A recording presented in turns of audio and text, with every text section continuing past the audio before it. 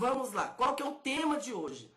O tema de hoje é calvinismo versus arminianismo. Embora tá lá o X, né, ou versus na divulgação, nós não vamos degladiar as duas visões aqui hoje não, tá? Não é o nosso objetivo.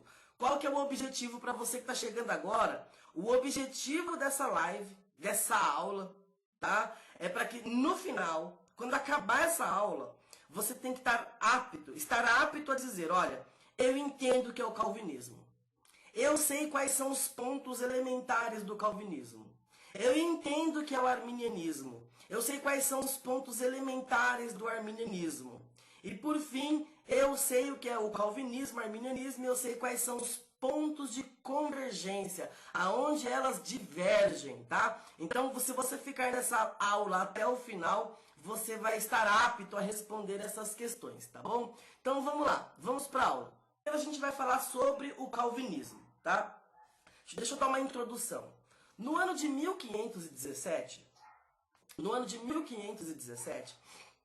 um padre, vamos dizer assim, um padre da ordem agostiniana, né, um monge agostiniano católico, chamado Martinho Lutero, no dia 31 de outubro de 1517, ele vai fixar na porta da Catedral de Wittenberg, na Alemanha, as suas 95 teses. As 95 teses, elas dão início à Reforma Protestante. Quando o Lutero, ele fixa as suas 95 teses na Catedral de Wittenberg, se eu não me engano, João Calvino, ele nasceu no ano de 1509, 1509, ele tinha ali por volta dos seus 8, 9 anos, tá? Não pretendo trazer aqui essa informação precisa. O João Calvino, ele se demonstra um menino bem inteligente, ele vai estudar diversas áreas do conhecimento, ele vai estudar filosofia, vai estudar até astronomia, estudar direito, tá? Ele vai se converter ao protestantismo e aí então ele vai começar a produzir material sobre isso. Ele é um teólogo francês, tá? Ele é de naturalidade francesa, mas ele vai exercer toda a sua carreira acadêmica, toda a sua carreira como teólogo em Genebra, tá? Na Suíça. Dentro dos ensinamentos do João Calvino, a gente vai receber aquilo que depois vai ser conhecido como a teologia reformada. A teologia reformada ou o movimento reformado, tá? A escola reformada, ela é tanto um sistema de interpretação de teologia, tá? Um sistema teológico, quanto um movimento protestante. Tá?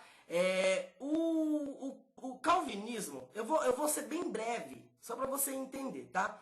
O calvinismo, para você entender o pensamento do calvinismo, grosso modo, você vai resumir ele em 5 pontos, que é o chamado TULIP, né? Que é TULIP. Você já deve ter ouvido falar do TULIP, ou não? Já deve ter ouvido falar do TULIP, né? O que é o TULIP? O TULIP é um acróstico para os 5 pontos do calvinismo. Quais são os 5 pontos do calvinismo? Primeiro ponto do calvinismo é a total depravação, tá? Eu vou falando cada um dos pontos, depois eu explico, tá? Então, primeiro ponto do calvinismo, total depravação. Segundo ponto do calvinismo é a eleição incondicional. Terceiro ponto do calvinismo, expiação limitada. Quarto ponto do calvinismo, graça irresistível. E quinto ponto do calvinismo, a perseverança dos santos. Então, olha lá, o que o calvinismo vai dizer?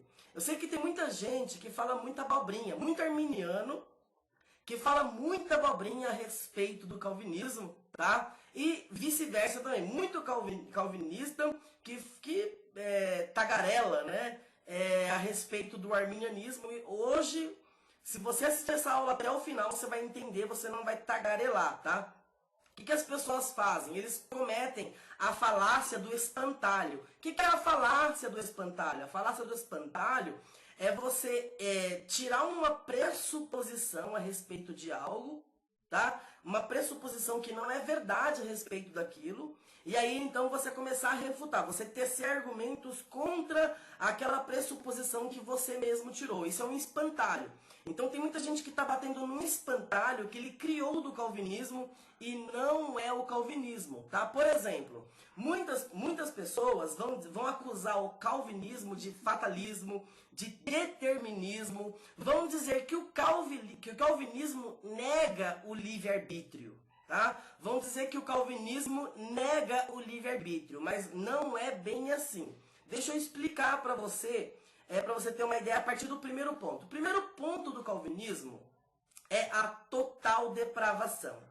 Dentro da total depravação, o que o calvinismo alega? O que o João Calvino, nas institutas, tá, da religião cristã, se você quiser entender o pensamento do calvinismo, eu vou recomendar para você 3 autores, tá? 3 autores. O primeiro é o Calvino, tá? Você vai ler o João Calvino, sobretudo as institutas da religião cristã, que são 4 tomos, tá? Depois você vai ler o Teodoro de Beza, que talvez é o discípulo mais brilhante do João Calvino.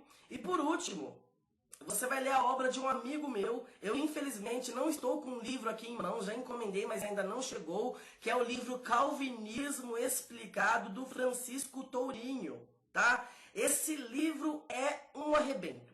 É um arrebento.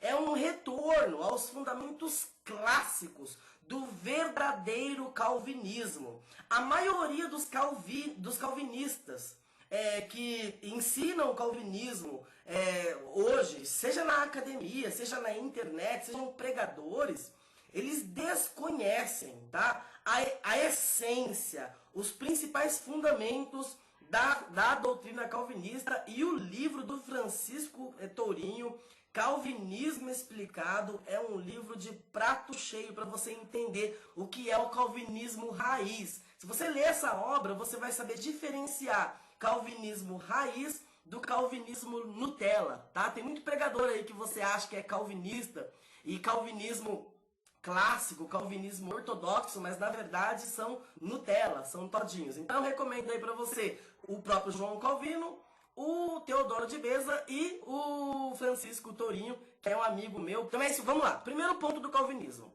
total depravação. O que diz a total depravação? A total depravação diz que o homem foi completamente desprovido do bem. Deixa eu te explicar. O calvinismo vai repousar essa doutrina no pensamento do Agostinho, que repousa o seu pensamento na filosofia platônica, no neoplatonismo. O que o Agostinho dizia? O Agostinho de Hipona, lá do século IV e V, ele vai dizer assim, olha, o mal não é algo. O mal não é uma substância. O mal é a ausência de algo. O mal é a ausência do bem. Então, olha o que acontece. Deus é o bem supremo. O pecado faz separação entre o homem e Deus, não faz? Então, o pecado não faz separação entre o homem e Deus. Então, uma vez que o homem está separado de Deus, ele está separado do bem supremo. E uma vez que o homem está separado do bem supremo, do bem superior, do bem substancial que é Deus, o que restou no homem é a ausência do bem. A esta ausência do bem nós chamamos de mal, tá? Então, o mal não é algo, mas é a ausência de algo. Ele não é uma substância. E aí, o calvinismo vai dizer assim, o que é a total depravação? A total depravação é a incapacidade que o homem tem de fazer o bem. Ele é incapaz de fazer o bem, mas ele não é só incapaz de fazer o bem. Ele é incapaz de escolher o bem, de pensar no bem, porque ele está completamente destituído da glória de Deus. A Bíblia nos diz isso, lá em Romanos, no capítulo 3, no versículo 10 e no versículo 23, ou do versículo 10 em diante, vai falar sobre isso, que todos se desviaram, todos se extraviaram e juntamente se fizeram inúteis. Não há quem faça o bem, não há quem entenda, não há um justo nenhum sequer. E aí no versículo 23 vai falar, todos pecaram e estão destituídos de Deus. Então o que o calvinismo vai afirmar no primeiro ponto? No primeiro ponto, total depravação. O que significa total depravação? É que o homem é totalmente depravado.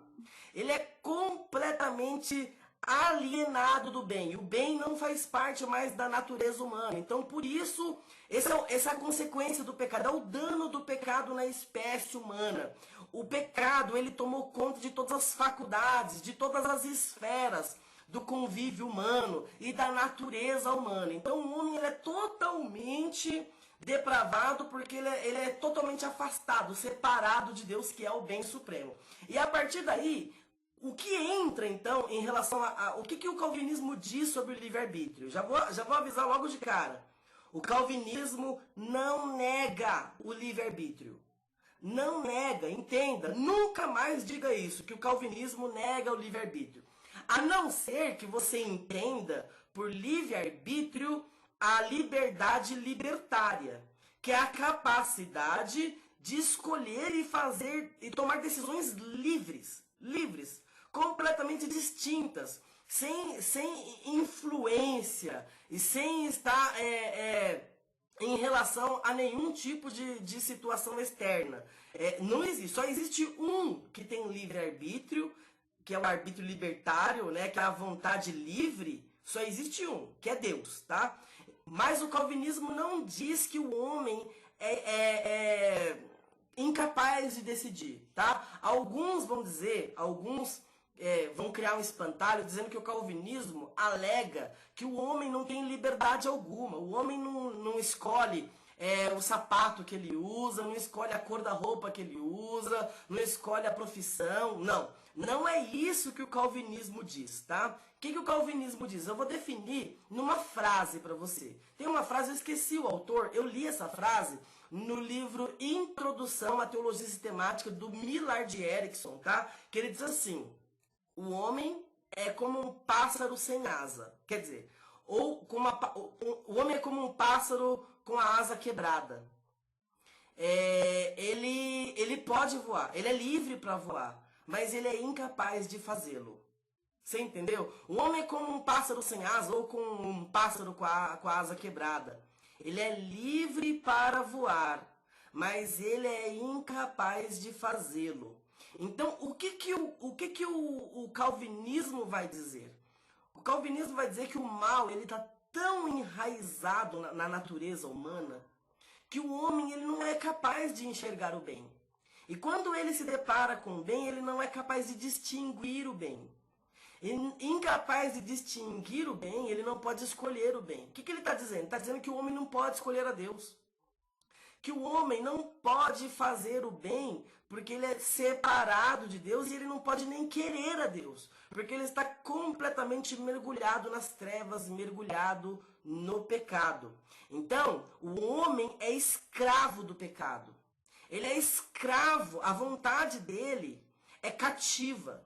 Ele é escravo de uma vontade maligna, tá? Não é que ele não tem um livre-arbítrio. É que a capacidade dele foi completamente contaminada, tá? Foi destruída aí, vamos dizer assim, pelo poder do pecado, e o homem não pode mais, destruída não é a palavra que eu queria usar, mas vamos lá, vamos continuar, você entendeu? O homem, por causa do pecado, ele perdeu a capacidade de escolher o bem, porque o bem supremo que é Deus, tá certo? Não repousa mais na essência e na natureza humana. Então o homem, ele não é que ele não tem o livre-arbítrio, é que ele é escravo do pecado. Ele é incapaz de escolher o bem. Isso é calvinismo, tá? Sobre esse assunto, eu quero até convidar você a ler um livro chamado Nascido Escravo, do Martinho Lutero. Martinho Lutero compartilha disso, da total depravação, com o João Calvino, tá certo? Você lê esse livro, é um livro pequeno que vai te ajudar muito a entender sobre esse assunto, tá? Então, o primeiro ponto do calvinismo é a total depravação. O homem é totalmente depravado. Sendo totalmente depravado, ele é incapaz de fazer, perceber ou escolher o bem. Deste modo, ele não é capaz de dizer sim para a oferta do evangelho, quando o evangelho é oferecido para ele.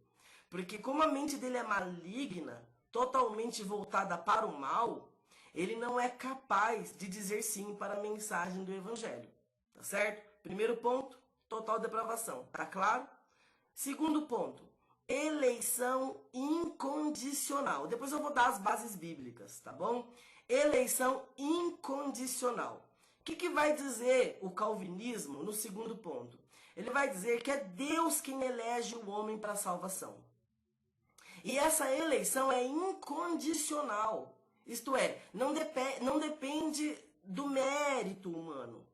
A salvação, a eleição, é algo que acontece totalmente na vertical, tá? De cima para baixo, sem a atuação do homem, ok? Então, o homem não escolhe a Deus. É Deus quem escolhe, é Deus quem elege aquele que ele vai salvar desde a fundação dos séculos, e ele faz isso com base nos seus decretos e na sua soberana vontade, tá? Deus é soberano, então ele usa a sua soberania e elege alguns para a salvação. Então todo aquele que será salvo porque foi eleito. Tá? Esse é o conceito de monergismo, que é apenas uma força atuando em relação à salvação do homem. Tá? Isso é monergismo. Então, o que diz o segundo ponto? O segundo ponto do calvinismo, a eleição é incondicional. Deus elege, por sua soberana vontade, aquele a quem ele quer salvar. Tá? Depois eu vou dar uma visão geral do calvinismo, tá? Vou falar um ponto de cada vez, depois eu vou dar uma visão geral. Terceiro ponto do calvinismo. O calvinismo vai dizer, no terceiro ponto, que a expiação é limitada. O que isso quer dizer? Que o sacrifício de... Uma vez que Deus... Deixa você entender isso primeiro. Uma vez que Deus elegeu alguns para a salvação, Deus de antemão decretou os que serão salvos, certo? Então o que Deus faz? Deus envia o seu Filho Jesus como propiciação pelos pecados dos eleitos, tá? Então uma vez que Deus elegeu aqueles a quem ele escolheu para a salvação, Deus agora vai fornecer os meios de salvação para aqueles a quem ele elegeu, tá? E é o sacrifício de Jesus. Só que a expiação dentro do calvinismo é limitada. O que isso quer dizer, expiação limitada? O conceito de expiação limitada é que Cristo morreu pelos eleitos. Jesus não morreu por todos. Ou a expiação não foi para todos, somente para os eleitos. Então, terceiro ponto do calvinismo, expiação limitada, ok? Quarto ponto do calvinismo é a graça irresistível. O que diz a graça irresistível? Olha, uma vez que o homem é incapaz de escolher o bem, e Deus determinou que a salvação fosse através da pregação do evangelho, tá? É um decreto divino, é uma ordem divina, tá? Deus decretou que todo aquele que fosse salvo deveria ser salvo através da pregação do evangelho, porque aprove a Deus a salvar os crentes pela loucura da pregação, tá? Então o calvinismo nunca afirmou coisa contrária, não. Ele diz que ninguém vai ser salvo a não ser através do evangelho, através do sacrifício de Jesus. E Deus decretou que a salvação fosse através da pregação do evangelho. Tá? Então, olha lá, uma vez que a salvação é feita através da pregação do evangelho, quando o evangelho é pregado para um homem que está mergulhado na total depravação, quando ele ouve o anúncio do evangelho, por causa da sua natureza, o coração dele endurece. Naturalmente ele endurece o coração, porque o homem é inimigo de Deus. O homem é inimigo de Deus. Então, uma vez que o homem é inimigo de Deus, assim que ele ouvir a mensagem do evangelho, ele resiste o evangelho, tá? E aí, então, o que o quarto ponto do calvinismo vai dizer? Sobre a graça irresistível. Como o homem tem o coração tomado pelo pecado, mergulhado na total depravação, quando Deus faz o convite da salvação, Deus torna esse convite atraente de tal maneira que ele se torna irresistível para o eleito. Então, no eleito, o convite para a salvação, ele vai ser irresistível. A graça que atua para a salvação do eleito é irresistível. Deus não deixa na mão do eleito a condição de escolher ou não a salvação. Deus provê os meios e decreta a forma como o eleito será salvo. E ele será salvo através da pregação do evangelho, e Deus tornará esse convite irresistível, de modo que ele sempre irá aceitar. O eleito vai aceitar a chamada para a salvação. Tá certo? Então, isso é a graça irresistível.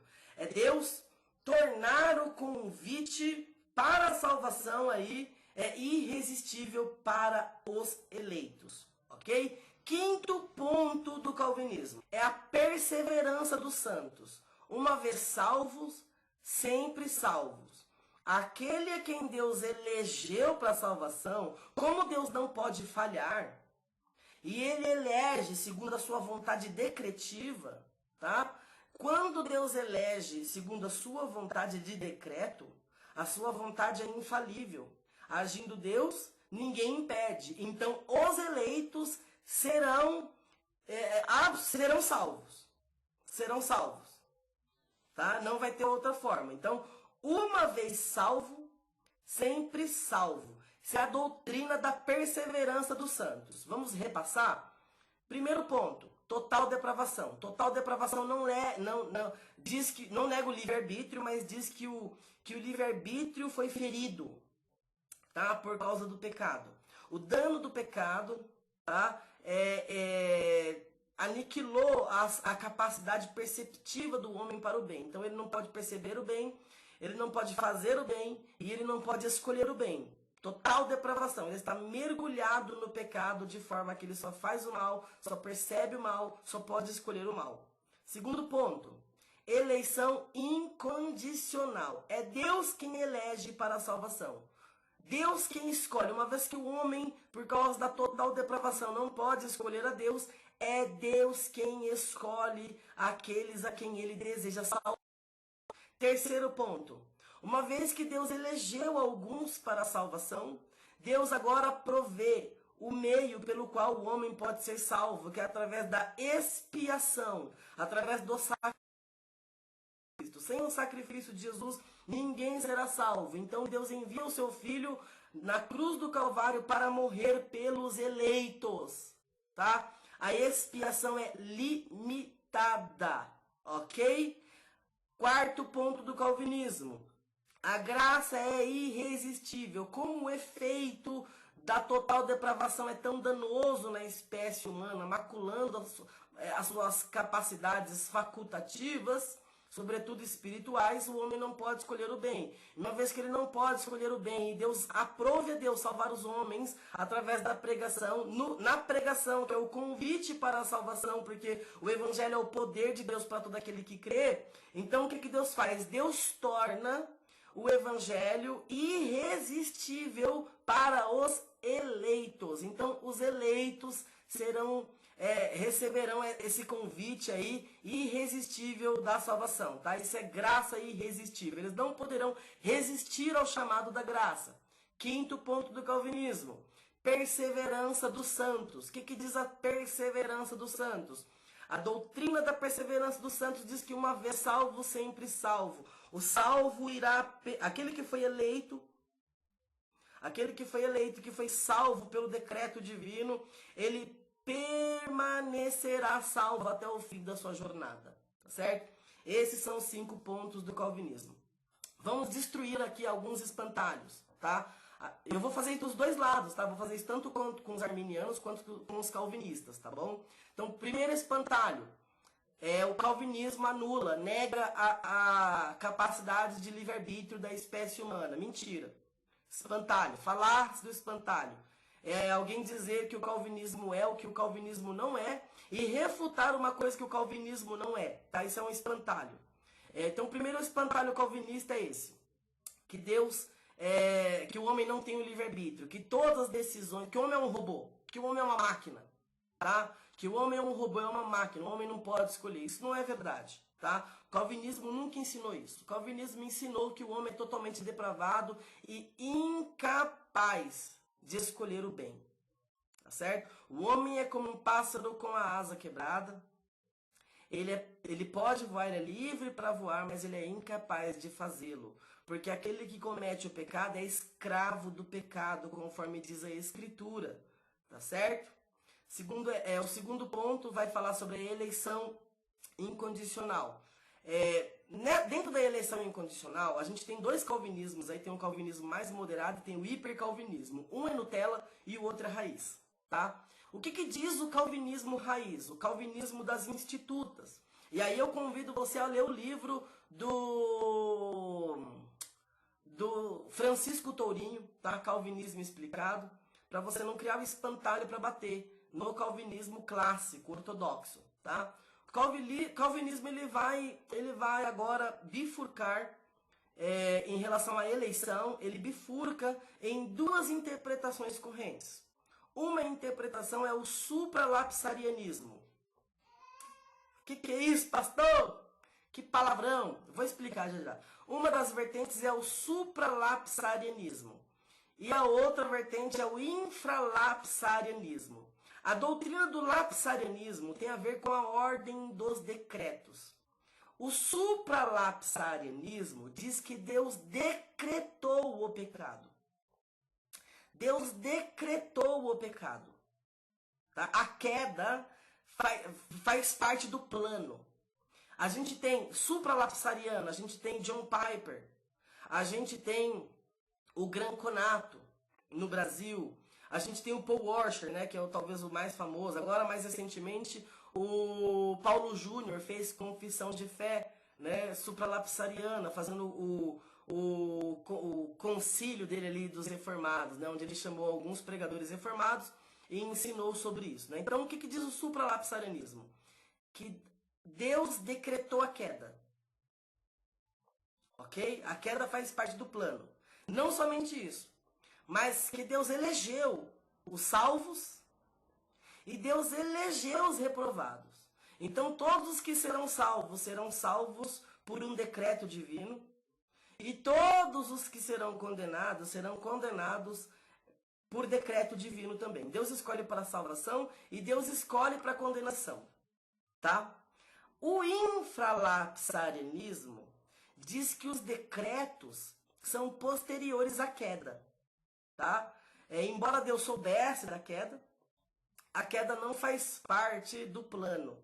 Pelo menos não faz parte da vontade de decreto, mas faz parte da vontade de permissão. Deus sabia que o Adão e a Eva pecariam e ele permite que eles pequem. Tá certo? Então a queda faz parte da vontade de Deus, sim, mas faz parte da sua vontade permissiva, não da sua vontade de decreto.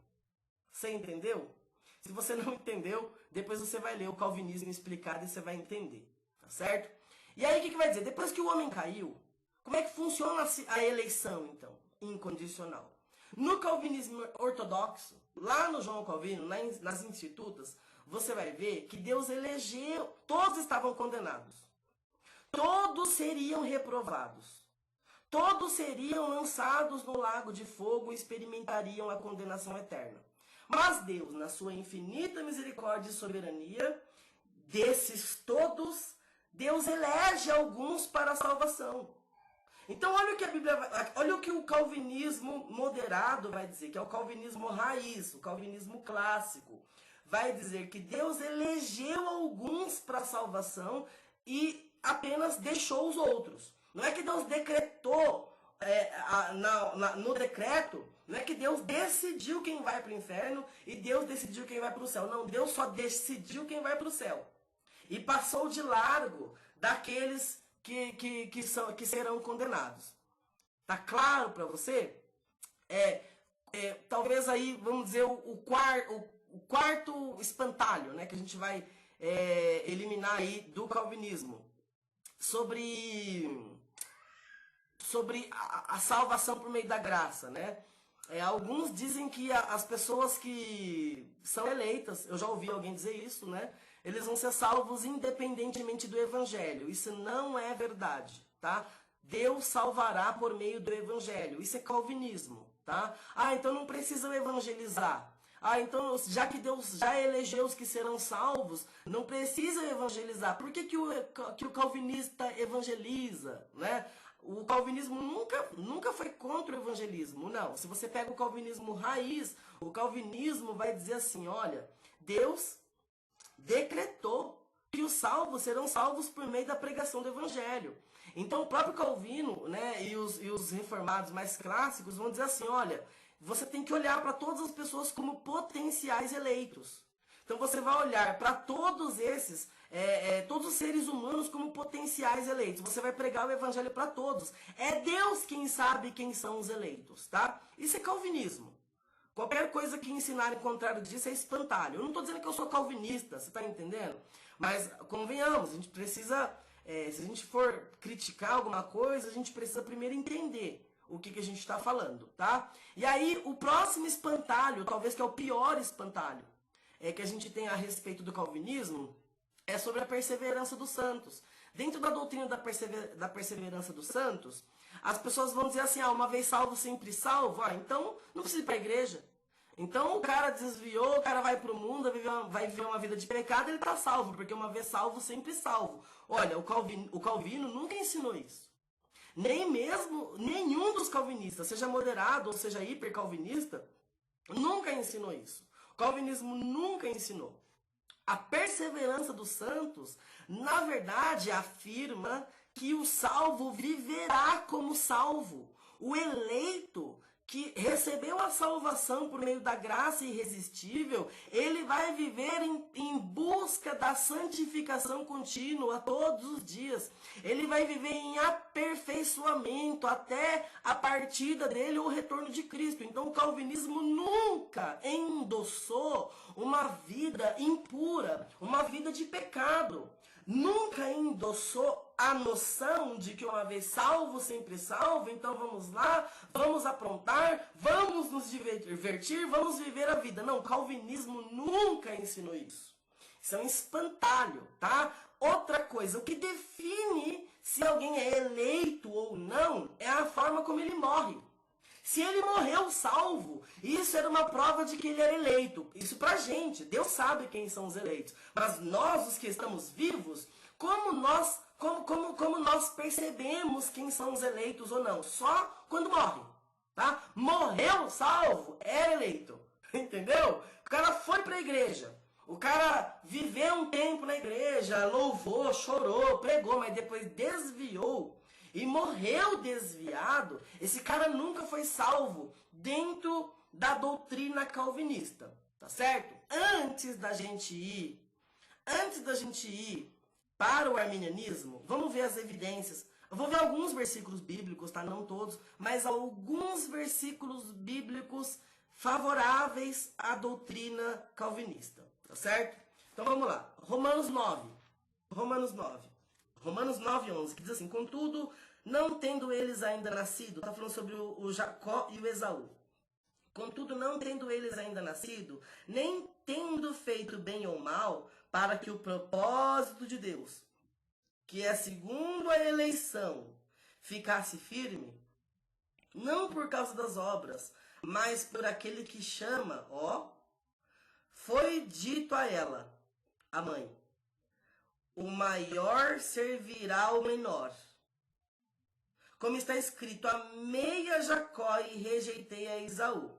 Isso aqui é antes deles terem feito obra alguma, tá? Então, aqui o texto está dizendo que Deus não escolheu o Jacó por alguma obra. Muito pelo contrário, está dizendo que Deus amou o Jacó a despeito do Esaú. O motivo pelo qual Deus escolheu o Jacó e não o Esaú, a gente não sabe. Faz parte da doutrina da soberania divina. Só Deus sabe, tá certo? Vamos continuar. Versículo 14. Que diremos, pois? A injustiça da parte de Deus? Não é o que todo arminiano fala? Todo arminiano não fala isso? Deus é injusto? Deus é injusto, então? Que diremos, pois há injustiça da parte de Deus? De maneira nenhuma. Pois ele mesmo diz a Moisés, terei compaixão de quem eu quiser. E terei misericórdia de quem eu tiver misericórdia. Então Deus tem misericórdia de quem ele quiser. Versículo 16. Assim, pois, não depende do que quer, nem do que corre. Ou seja, não depende do esforço humano, mas de Deus que se compadece. Porque diz a Escritura a Faraó, para isso mesmo te levantei, para em ti mostrar o meu poder e para que o meu poder seja anunciado em toda a terra. Logo, ele tem misericórdia de quem ele quer e endurece a quem ele quer. Alguém dirá então, por que se queixa ele ainda, quando o homem não se converte, né? Por que ele se queixa? Pois quem resiste à sua vontade? Olha o versículo 20. Mas, ó homem, quem és tu que a Deus replicas? Quem és tu que a Deus questionas? Dirá a coisa formada ao que a formou, por que me fizestes assim? Ou não tem o oleiro poder sobre o barro para da mesma massa fazer um vaso para honra e outro para desonra? Ele é soberano, ele faz o que ele quer. É isso que eu tenho. E aqui eu não estou lendo calvinismo, estou lendo Bíblia. Não estou lendo arminianismo nem calvinismo, estou lendo Bíblia. Tá? E que direis, pois? Versículo 22. Se Deus, querendo mostrar a sua ira e dar a conhecer o seu poder, suportou com muita paciência os vasos da ira preparados para a perdição, a fim de que também desse a conhecer as riquezas da sua glória nos vasos de misericórdia que para a glória já dantes preparou. E agora? Aqui está falando que Deus preparou os vasos para a glória antes. Que não depende do que quer, nem do que corre. Olha o que diz a Bíblia em Efésios. Efésios capítulo 1, versículo 3. Bendito seja o Pai de nosso Senhor Jesus Cristo, o qual nos abençoou com todas as bênçãos espirituais nas regiões celestiais em Cristo. Versículo 4. Pois nos elegeu nele, antes da fundação do mundo, para sermos santos e irrepreensíveis diante dele. Em amor, nos predestinou para sermos filhos de adoção por Jesus Cristo, para si mesmo, segundo o bom propósito da sua vontade. Você entendeu o que a Bíblia está dizendo aqui? Então fica difícil a gente dizer que a predestinação não é uma doutrina bíblica. Eleição e predestinação são duas doutrinas bíblicas claramente expostas nas Escrituras e tanto o calvinismo quanto o arminianismo creem nelas. Tá certo? Então, uma vez que a gente já viu aqui alguns versículos bíblicos que embasam a doutrina calvinista, vamos lá então agora para o arminianismo. Primeiro ponto do arminianismo. Alguns vão dizer que o primeiro ponto do arminianismo é vontade livre, tá? Em contrapartida a interpretação calvinista que diz que o homem é totalmente depravado. Ou então vão afirmar que o arminianismo prega uma depravação parcial, tá? Não é verdade. O Jacob Arminio, no seu comentário ao Romanos 9, tá? Em todos os seus escritos, ele alega e defende a doutrina da total depravação. Então, a mesma coisa que diz o João Calvino a respeito da depravação, diz também o Jacobus Arminius, tá? O Jacob Arminio fala que o homem é totalmente depravado e tem as mesmas bases agostinianas, tá? Que o mal não é algo, não é uma substância, mas é a ausência de algo, ok? Então, o arminianismo também ensina a total depravação. Beleza? O segundo ponto do arminianismo, no seu segundo ponto, o arminianismo vai ensinar que a eleição é condicional. Eleição é condicional. A eleição não é incondicional, ela é condicional. E o que seria, então, o fato da eleição ser condicional? A eleição está condicionada à fé humana, tá? Então Deus salvará aquele que tiver fé para a salvação.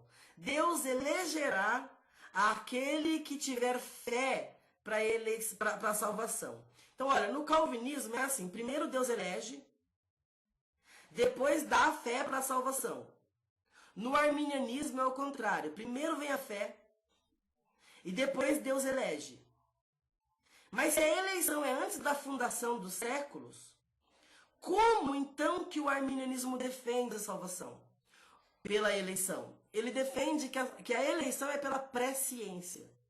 O que é a presciência? A presciência, grosso modo, não é só isso, tá? Mas basicamente, de forma bem básica mesmo, presciência é a capacidade que Deus tem de enxergar todas as coisas antecipadamente, ou de um tempo diferente do tempo que nós conhecemos, tá? Então Deus conhece a fé daquele que ele elege. Você conseguiu entender? Então, Deus elege segundo a presciência. Deus olha, vou falar em termos, grosso modo, tá?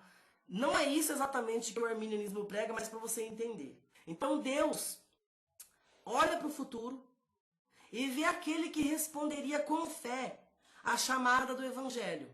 E aí, o que Deus faz? Deus elege aquele que responderia positivamente ao chamado do evangelho.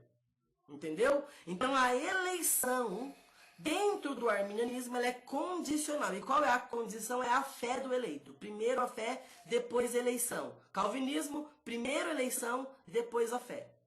Tá? Terceiro ponto do arminianismo. A expiação é ilimitada. O que isso quer dizer? Que Jesus morreu por todas as pessoas. Jesus morreu por todas as pessoas e o sacrifício de Jesus oferece possibilidade de redenção para todos os homens. Não é uma expiação limitada que oferece apenas possibilidade de salvação para os eleitos. Não. O sacrifício de Jesus oferece possibilidades de salvação para todos os homens, para todos os seres humanos. A expiação é ilimitada, ok? Quarto ponto do arminianismo. No quarto ponto do arminianismo, ele vai defender a graça resistível ou graça preveniente. O que diz a doutrina da graça preveniente? Que o homem é capaz de responder negativamente a resposta da salvação, mesmo depois de ter sido iluminado. Deixa eu explicar isso para você. A graça preveniente, ela anula o efeito da total depravação. Quando Deus faz o convite do evangelho, o convite da salvação, a graça preveniente, ela condiciona o homem, tá? Isso é a graça. Depois eu vou falar sobre os espantalhos. Ela condiciona o homem a responder positivamente ao evangelho. E uma vez que o homem condicionado pela graça enxerga a benignidade, a beleza da chamada para a salvação, aí ele pode decidir sim ou não. Alguns decidirão por sim e outros decidirão por não, tá? Mas a graça pode ser resistida. Deus não força ninguém para a salvação, porque a eleição é segundo a presciência, tá? Ok? Então a graça pode ser resistida. Beleza? Quarto ponto do arminianismo. O quinto ponto do arminianismo vai falar sobre a preservação condicional. Lembra que no quinto ponto do calvinismo, a perseverança dos santos é uma vez salvo, sempre salvo? No arminianismo, a perseverança é condicional, tá? É uma preservação condicional na salvação. O que é? Enquanto o indivíduo responde com fé, ele permanece salvo. Depois que se ele perder a fé, ele pode apostatar sim, tá? Então ele pode perder a salvação. Só persevera salvo quem permanece em Cristo. Quem permanece olhando para Jesus, autor e consumador da fé. Aquele que permanece na fé, com a fé apontada para Jesus Cristo, esse aí, se ele chegar até o final, ele permanece salvo. Tá certo? Então o arminianismo também vai dizer que garante que alguém é um eleito é o final, tá? O pastor Donizete, que é o pastor da nossa Igreja Vida com Cristo em São Paulo, ele fala isso, né? Você quer saber como é que vai ser o final? Vai até ele, né? Então, olha, no arminianismo, então, a gente tem, primeiro ponto, total depravação, igualzinho ao calvinismo, tá? Embora o efeito da graça preveniente suspenda esse efeito da total depravação no que tange a possibilidade de escolha e de decisão pelo evangelho, tá? Então, o primeiro ponto do arminianismo também é total depravação, ok? Para quem defende depravação parcial, para quem defende vontade livre, isso aí é Nutella, não tá batendo em espantalho. Isso não é o arminianismo, tá? São pessoas que não conhecem o arminianismo, nunca leram o Jacó Armínio e estão metendo bala. Muito calvinista que não leu Romanos 9, muito calvinista que não leu o arminianismo, mete o pau em arminianismo sem saber o que é arminianismo. O contrário também acontece.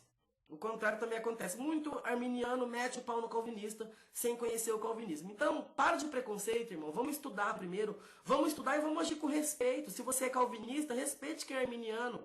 Se você é arminiano, respeite quem é calvinista. Tá? É a unidade na diversidade, que é o que afirmava o próprio Jacob Armínio, tá?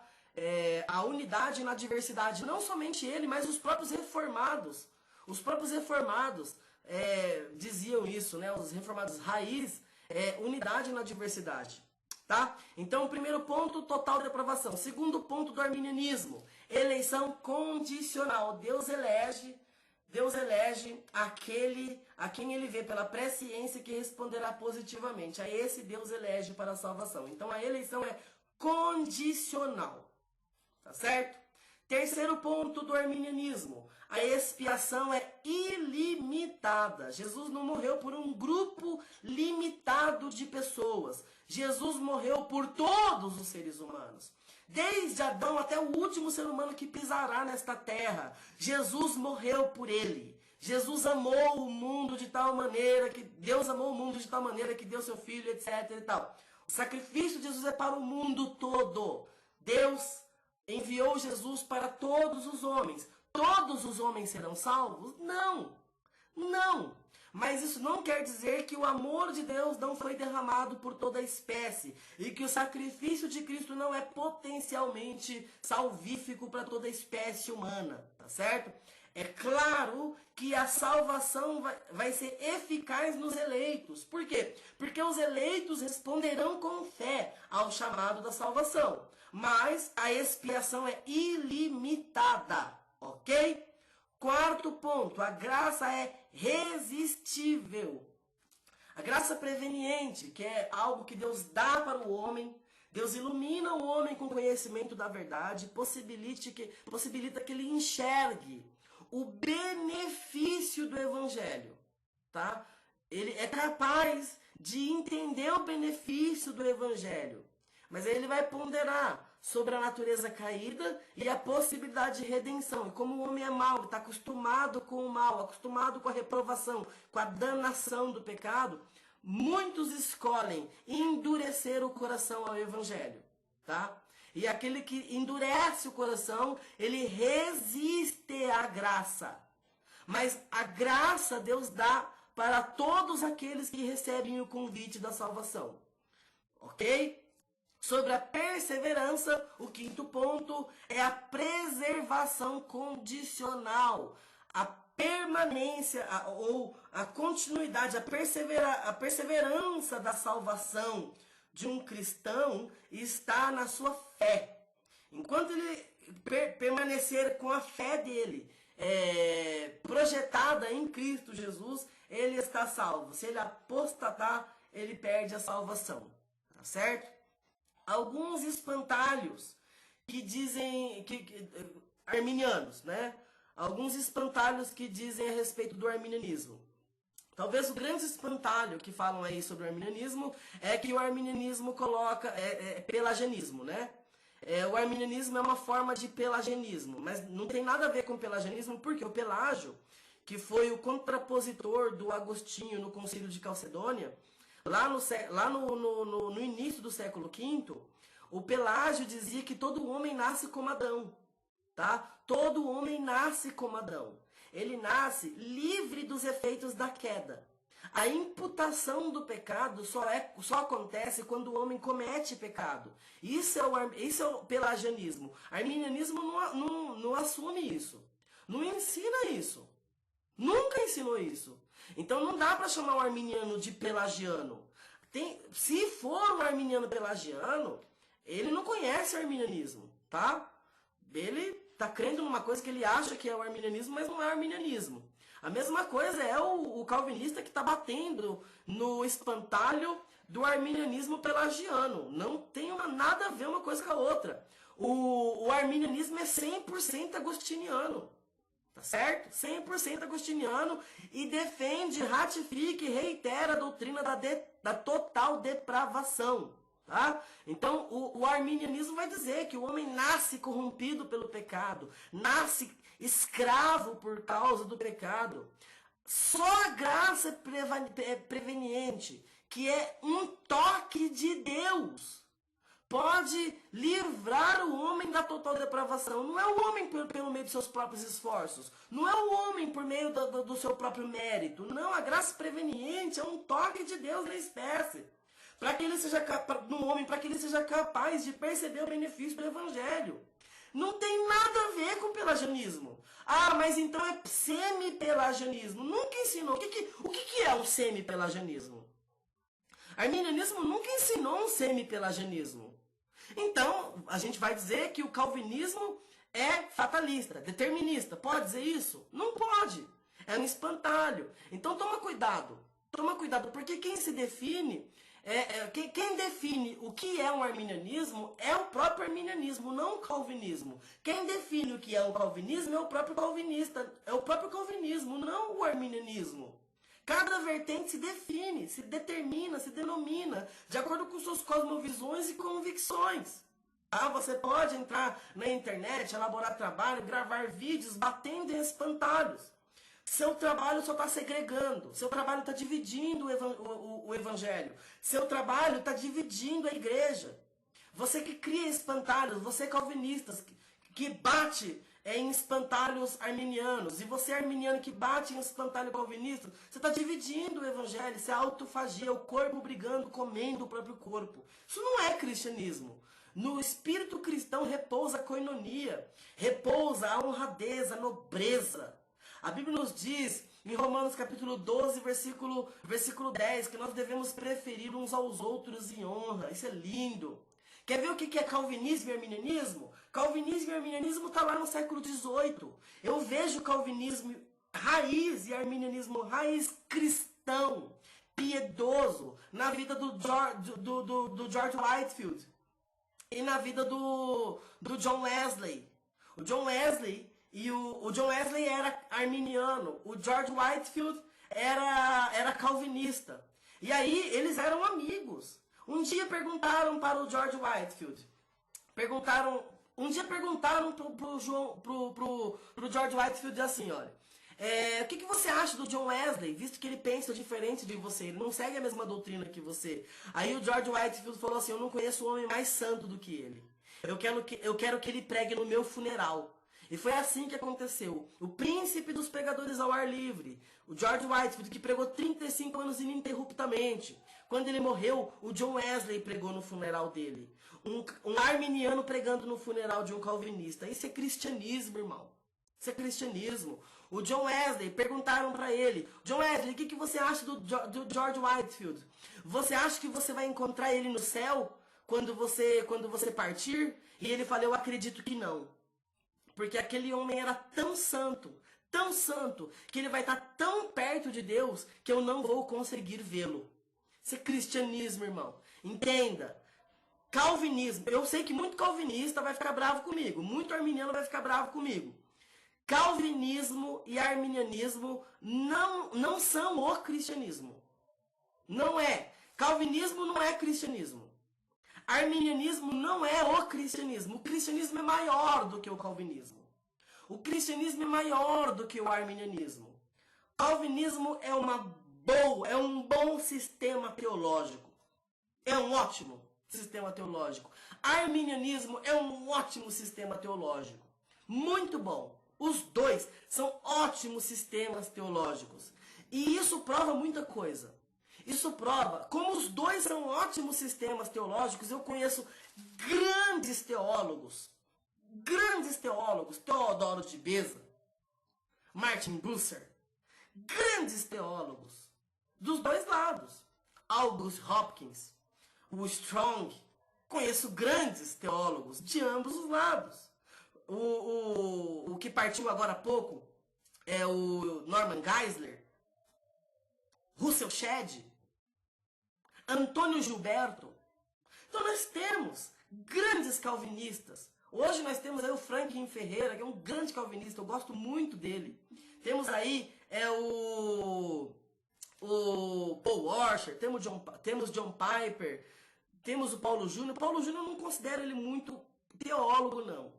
Paulo Júnior, ele é um ótimo pregador. Eu gosto dele como pregador, como teólogo, não vejo ele muito prolífico nessa área, mas é um ótimo pregador. Nem o Paul Washer, nem o John Piper. O Franklin Ferreira eu acho um ótimo calvinista. Muito bom. Francisco Tourinho, calvinista. Cara, extraordinário, extraordinário.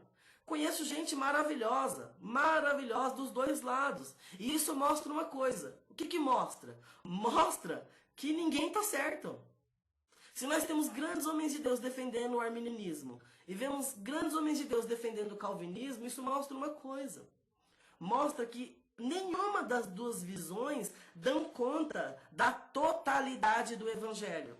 Eu vejo alguns irmãos postando, é o verdadeiro evangelho, é o calvinismo. Olha, o arminianismo, o verdadeiro evangelho é nada, irmão. O verdadeiro evangelho é a Bíblia. O verdadeiro evangelho é a palavra de Deus, irmão. Tem gente que está olhando tanto para a ideologia que se tornou incapaz de tocar nas escrituras. Tem gente que quando vai para o púlpito, arrota a teologia. Não consegue mais pregar a Bíblia. Tem gente que você não consegue mais sentar com ele e ter uma conversa simples sobre a Bíblia. Não dá mais para conversar. Coisa simples, coisa boba. Embora não tenha nada de bobo na Bíblia, tem gente que ficou chato. Não dá. A linguagem dele é uma linguagem inacessível. Porque a eleição dos pressupostos supralapsarianos de não sei... Para, irmão. Para com isso. Teologia é muito boa na academia. Muito boa. Mas, irmão, por que a Assembleia de Deus, que é tão criticada, por que o pentecostalismo, que é tão criticado, pregou o evangelho para todo o Brasil? Tem muito pastor aí que não sabe o que é calvinismo e que é arminianismo, tá ganhando alma, irmão. Tá ganhando alma para Jesus. Tem irmãozinho aí que não tem nem dente, que não sabe nem ler a Bíblia direito. E tá fazendo coisa extraordinária, irmão. Fazendo coisa extraordinária. Eu não devia ter falado do dente, né? Acho que não tem nada a ver. Mas tem irmãozinho aí, irmão, que tá fazendo muito mais que eu, muito mais que você. Tá? Então, entenda uma coisa, o calvinismo e o arminianismo não são as escrituras, não dão conta do todo. Não seja arrogante, não seja presunçoso, tá? Não seja orgulhoso. A Bíblia diz que o orgulho precede a queda. É bom você saber? Claro que é bom. O conhecimento enobrece. Conhecendo mais, a gente pode servir melhor.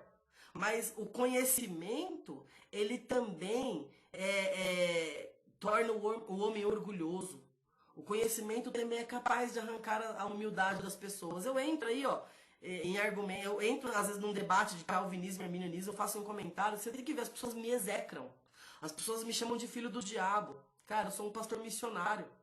Enquanto muitas pessoas estão xingando a minha vida, vê se eles fazem metade do que eu fiz. Embora eu não faça nada, quem faz é a graça de Deus que está em mim, como dizia o Paulo. Mas vamos lá, a maioria das pessoas que estão criticando estão lá no gabinete, pregando teologia atrás de 4 paredes. Tá muito fácil. Escrevendo lá sem contato com ovelha. Difícil é vir para o campo igual a gente, fazer teologia prática, teologia que transforma, teologia devocional, que é aplicável e que abençoa a vida das pessoas. Então seja mais humilde, irmão. Quando eu olho para o João Calvino, eu olho para o João Calvino e falo, cara, esse cara é um homem extraordinário. Que homem, o apóstolo da Reforma Protestante, que homem incrível. Mas a mesma admiração se converge quando eu olho para o Jacob Armínio. Eu falo para esse que cara à frente do seu tempo.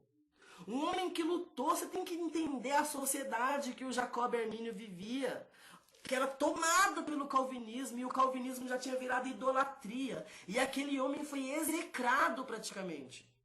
Você tem ideia? Você não tem ideia. O arminianismo foi proibido em alguns países. Irmão, que isso? Proibir um sistema teológico. Cadê o livre pensamento? Irmão, isso é terrível. Terrível. Então saiba de uma coisa, você que estuda no Seminário Fé que Pensa, continue estudando com a gente, mas não para virar um cabeção teólogo, tá? Um cabeção teólogo, para arrotar a teologia de cima do púlpito, tá? Se esse for o seu objetivo, não me segue mais. Não me segue mais, não assiste minhas lives, não segue meu canal no YouTube, não faça os cursos que a gente oferece pelo Seminário Fé que Pensa. Agora, se o seu desejo é crescer, irmão, para a glória de Deus, é trabalhar para Cristo, é aprender mais para servir melhor, irmão, vem com a gente, tá? Que Deus abençoe você, que Deus continue fazendo de você um instrumento para a glória dele, para o reino dele. Compartilha, irmão, compartilha em nome de Jesus Cristo. Deus abençoe e fique na paz.